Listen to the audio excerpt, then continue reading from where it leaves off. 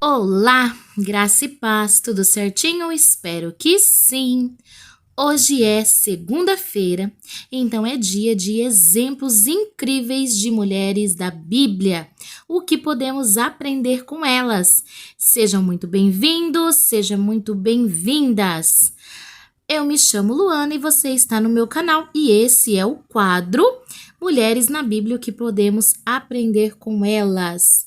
Então, é por isso que hoje nós iremos, com o auxílio do Espírito Santo, conhecer mais um grande exemplo de mulher virtuosa e cheia do Espírito Santo. Bora lá conhecer quem é? Bom, antes, porém, eu quero te convidar a se inscrever no canal e compartilhar para abençoar mais vidas com estes exemplos de fé e de superação.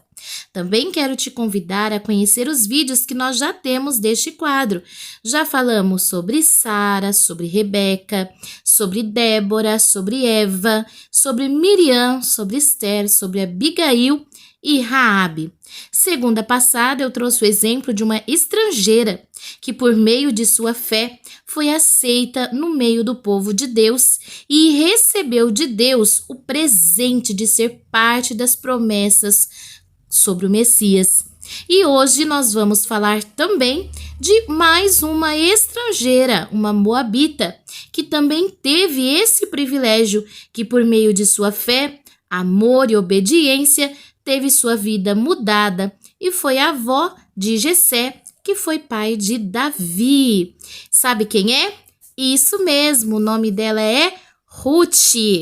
Como já mencionei, ela era moabita. Conhecemos a história dela por meio do livro que leva o seu nome lá no Antigo Testamento. Ela viveu no período dos Juízes. E é muito discutido o significado do nome de Ruth, porém é mais aceito como companhia feminina.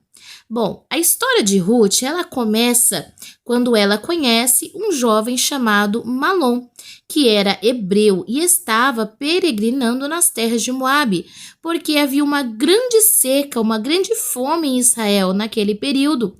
E o seu pai, com a sua mãe, foi então tentar a vida, nesta outra nação.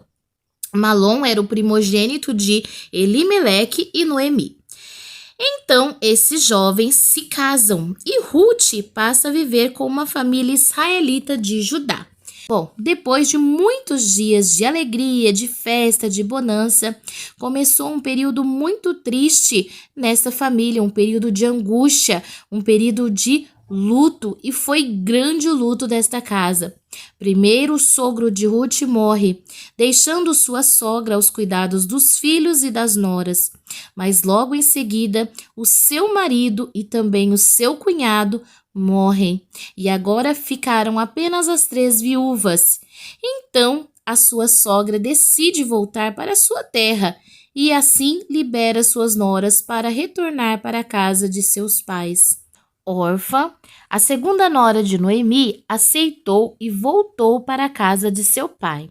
Porém, Ruth não. Ruth não aceitou voltar para a casa de seu pai e deixou registrado uma frase muito linda, muito conhecida no meio cristão. Está registrada em Ruth, capítulo 1, versículo 16. Ruth, porém, respondeu à sua sogra: "Não insistas comigo que te deixe e que não mais te acompanhe, porque aonde fores, irei eu, e onde ficares, ali ficarei.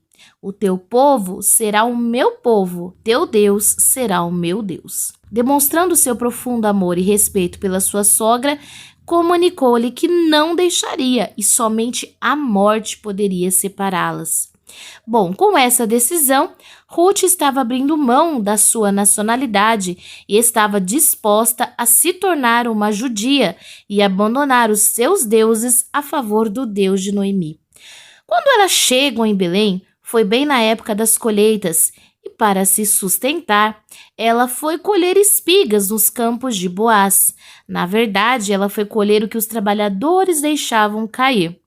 Boaz era um parente rico e próspero do seu sogro falecido. Ruth chamou a atenção de Boaz por ser muito dedicada E logo Boaz ficou sabendo da situação de Ruth e Noemi e quanta dedicação Ruth teve com a sua sogra. Também Boaz começou a conceder-lhe alguns benefícios durante a colheita. Bom, com o aconselhamento da sua sogra, ela começou a persuadir Boaz a se tornar o seu parente remidor, ou seja, se casar com Ruth segundo a lei. E ele concorda com a proposta de Ruth e a enviou de volta para casa com muitos presentes. Mas havia um impedimento que Noemi desconhecia. Um outro parente seria então o remidor mais próximo, e ele deveria abrir mão para que Boaz então pudesse se casar com Ruth, o que aconteceu na presença de 10 anciões da cidade.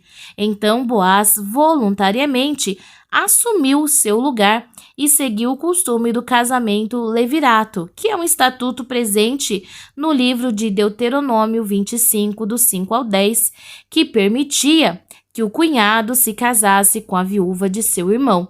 Vale lembrar que Boaz não era irmão de Malom, ex-marido de Ruth, porém Boaz era um parente muito próximo.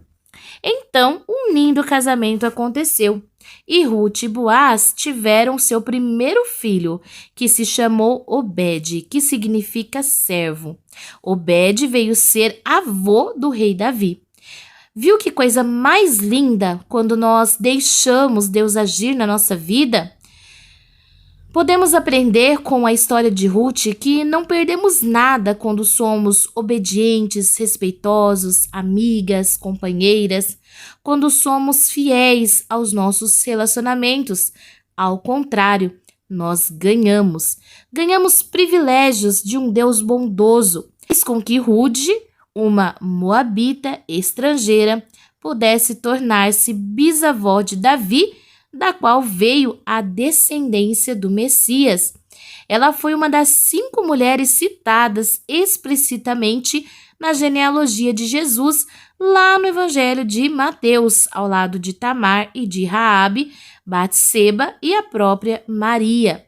Era muito incomum que mulheres fossem citadas em genealogias, mas estas mulheres, elas faziam parte do propósito de Deus de enviar o Cristo, e também elas foram fiéis a Deus, se colocando numa posição e numa situação que favorecia os planos e os propósitos de Deus. E você?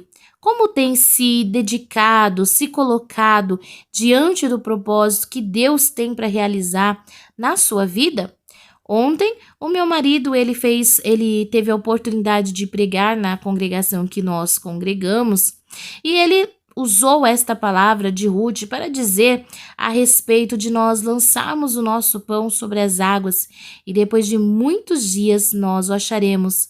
Significa que tudo que nós fazemos de bom, tudo que nós cultivamos, nós vamos ter uma colheita.